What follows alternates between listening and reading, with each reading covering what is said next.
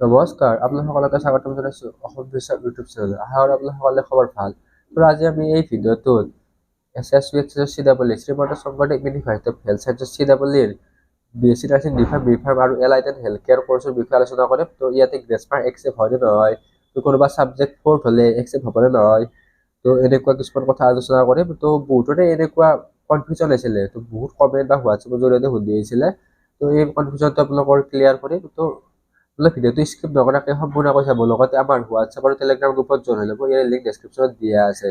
তো প্ৰথমতে ইয়াৰে যিটো লাষ্ট ডেট আছে সেইটো 12 মে তাৰিখলৈকে এক্সটেণ্ড কৰিছে। তো যিসকলে এতিয়ালৈকে অনলাইন এপ্লাই কৰা নাই, অনলাইন এপ্লাইটো কৰি ল'ব। তো জেনেৰেলৰ কাৰণে ইয়াৰে ফিজ 1500 টকা, বাকীবিলাক কেটেগৰীৰ কাৰণে 1200 টকা। আৰু বহুতৰে এটা কনফিউজন থাকে যে সকলোবিলাকৰ এপ্লিকেশ্যন বেলেগ বেলেগ নেকি। নহয়, এইটো মিষ্টেক বহুতে কৰিছে। তো BSc নাৰ্ছিং বি ফাৰ্ম আৰু এলাইড এণ্ড হেল্থ কেয়াৰ, মানে যিটো BSc মেডিকেল টেকনলজি, এটাই এপ্লিকেশ্যন ফৰ্ম, এটাই এক্সাম আৰু এখনেই পেপাৰ। ইয়াৰ ওপৰত ভিডিঅ' বনাইছিলোঁ, বহুতে সেই ভিডিঅ'টো চোৱা নাই বাৰু, সেইকাৰণে এনেকুৱা কনফিউজন হৈ আছে। তো আপোনালোকে সেই ভিডিঅ'টো চাই ল'ব। তো এটাই এক্সাম, এখনেই পেপাৰ আৰু এটাই মানে এটা অনলাইন এপ্লাইতে হৈ যাব। যেতিয়া অনলাইন এপ্লাই কৰিব তাত মানে চিলেকশ্যন কৰাৰ অপশ্যন আছে। তো কৰ্চ চিলেকশ্যনত আপোনালোকে সকলোবিলাক চিলেক্ট কৰি দিব। আপোনালোকে গম পালে 12 মে তাৰিখ লাষ্ট ডেট। ইয়াৰে 12 মে তাৰিখৰ আগত ইয়াৰ অনলাইন এপ্লাইটো কৰি ল'ব। আৰু এক্সামটো হৈছে 7 জুন তাৰিখে। তো আপোনালোকক যিটো মানে নটিচ আছে, সেই নটিচখনৰ লিংক ডেছক্ৰিপশ্যনত দি দিম আৰু আমাৰ স্ক্ৰীনতো দেখুৱাই দিম আপোনালোকক। তো এতিয়া মেইন পইণ্টলৈকে আহোঁ। তো প্ৰথমতে BSc নাৰ্ছিং। তো BSc নাৰ্ছিঙৰ ক্ষেত্ৰত গ্ৰেছ মাৰ্ক একচেপ্ট কৰে নেকি? তো গ্ৰেছ মাৰ্ক একচেপ্ট নকৰে।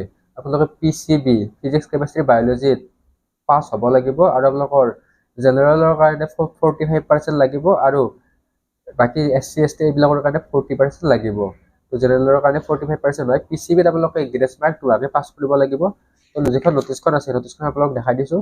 তাত মানে থিয়ৰী আৰু প্ৰেক্টিকেল দুয়োটাতে পাছ হ'ব লাগিব। থিয়ৰীত আপোনালোকৰ 21 পালে পাছ হয়। তো তাত 21 বা তাৰ ওপৰত আপোনালোকে মাৰ্ক পাব লাগিব। তো আপোনালোকৰ ইয়াতে PRC-খন লাগিব। PRC-খন আপোনালোকে বনাই ল'ব, পাৰ্মানেণ্ট ৰেচিডেন্স চাৰ্টিফিকেট। আৰু BSc নাৰ্ছিঙৰ কাৰণে গভাৰ্ণমেণ্টত যিবিলাক ল'ৰা মেল কেণ্ডিডেট আছে সিহঁতে ইলিজিবল নহয়। তো বয়ছবিলাকে প্ৰাইভেটতে এডমিশ্যন ল'ব পাৰিব, আৰু প্ৰাইভেটৰ কাৰণে এই এণ্ট্ৰেন্স এক্সামটো কম্পালচৰি হয়। PCBত আপোনালোকৰ পাছ হ'ব লাগিব থিয়ৰী প্ৰেক্টিকেল, আৰু জেনেৰেলৰ কাৰণে 45% লাগিব, আৰু বাকীবিলাকৰ কাৰণে 40% লাগিব। এইটো কম্পালচৰি। তো গ্ৰেছ মাৰ্কটো থাকিব নোৱাৰি, পাছ হ'ব লাগিব। নেক্সট বহুতৰে কুৱেশ্যন হয় ইংলিছ। তো ইংলিছত 40 লাগে নেকি? তো 40 নালাগে, আপোনালোকে ইংলিছত পাছ হ'ব লাগিব। বাকী তিনিখন ছাবজেক্টতে 40 বা 45% যিটো ৰিজাৰ্ভেশ্যনৰ আছে, তো সেইটো লাগিব। যিহেতু PCBত গ্ৰেছ মাৰ্ক বা PCBৰ কোনোবা এখন ছাবজেক্টত ফেইল হ'লে একচেপ্ট নকৰে। বহুতে সুধে কিবা এল্টাৰনেটিভ অপশ্যন আছে নেকি? তো ইয়াৰ এল্টাৰনেটিভ অপশ্যন আছে। তো এই ভিডিঅ'টোৰ শেষৰ ফালে জনাই দিম, আপোনালোকে স্কিপ নকৰাকৈ চাই থাকিব।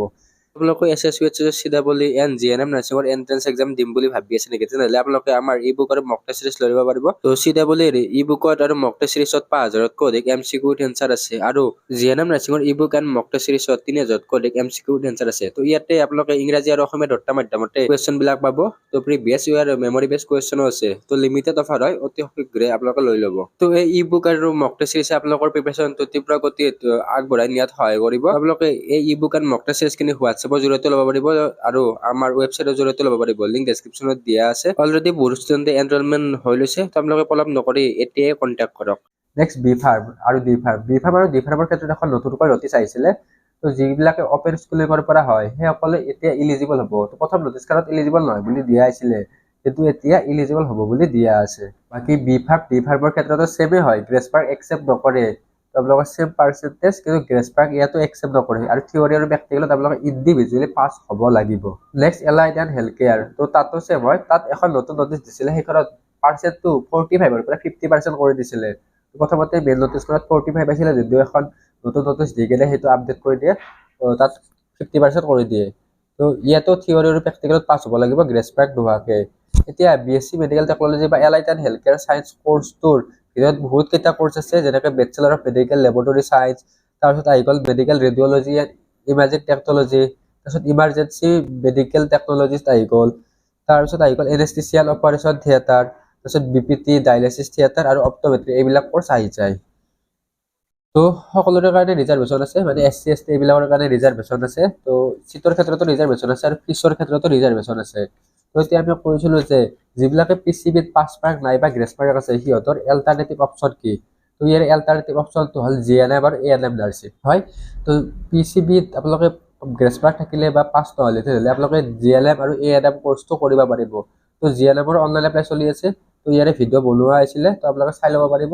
আৰু আৰ্টছৰ ষ্টুডেণ্টটো GLM কৰিব পাৰে আৰু ANMটো কৰিব পাৰে। তো GLMৰ পাৰ্চেণ্টেজ এইবিলাকৰ ওপৰত এক্সট্ৰা এটা ভিডিঅ' লৈ আহিম আমি। বাকী এই ভিডিঅ'ত এইখিনি আছিলে, আশা কৰোঁ আপোনালোকৰ ভিডিঅ'টো ভাল পালে। তো এক্সামলৈ বেছি দিন নাই, আপোনালোকে প্ৰিপেৰেশ্যনটো ভালকৈ কৰি থাকক, তো নিশ্চয় সফল হ'ব। বাকী এই ভিডিঅ'ত এইখিনি, আপোনালোকে যদি চেনেলটো ছাবস্ক্ৰাইব কৰা নাই তেতিয়াহ'লে ছাবস্ক্ৰাইব কৰি থৈ দিব আগত এনেকুৱা ভিডিঅ' পাই থাকিবৰ কাৰণে। তো আৰু হোৱাটছআপ আৰু টেলিগ্ৰাম গ্ৰুপৰ লিংকো ডেছক্ৰিপশ্যনত দিয়া আছে, জইন হৈ ল'ব। ধন্যবাদ।